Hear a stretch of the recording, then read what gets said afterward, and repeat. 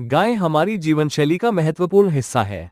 क्या आपने कभी सोचा है कि गाय दिन भर क्या खाती है, उनका खाना कैसे पचता है, और गाय जब नहीं खा रही होती तब वे क्या कर रही होती हैं? और दूध आखिर बनता कैसे है? आइए इसे आसान भाषा में समझते हैं।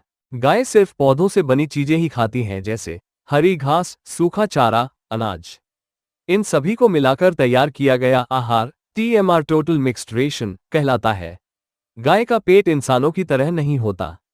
ये 4 भागों में विभाजित होता है। रूमेन, सबसे बड़ा भाग, जहां सबसे पहले खाना जाता है।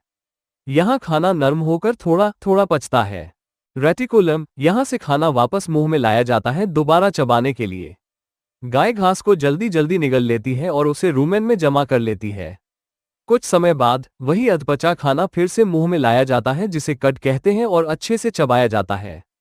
इस प्रक्रिया को जुगाली करना कहते हैं। यही वजह है कि गाय दिन भर कुछ न कुछ चबाती हुई दिखती है। ओमेसम, यहां अतिरिक्त पानी और नमी को सोखा जाता है और खाना और बारीक किया जाता है। एबोमेसम, इसे असली पेट कहा जाता है, जहां भोजन पूरी तरह से पचाया जाता है। इस पूरी प्रक्रिया को रूमिनेशन कहते हैं, और इसलिए गाय को रूमिनेंट कहा जाता है। गाय के मुंह में कुल 32 दांत होते हैं। आगे नीचे की ओर 8 इंसाइजर्स जो घास पकड़ने में मदद करते हैं।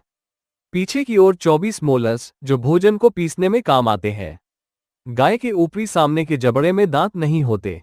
वो अपने मोलर्स से चारे को बाईं से दाईं ओर घिसकर चबाती है। गाय खाने से पोषण प्राप्त करती है। रक्त के द्वारा पोषण थन में पहुंचता है। थन की एविओली ग्रंथियां इन पोषक तत्वों को लेकर दूध बनाती हैं। दूध थन के सिस्टम, दूध की थैली, में इकट्ठा हो जाता है।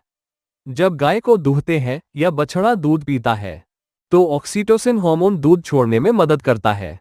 इसे मिल्क लेट डाउन कहते हैं।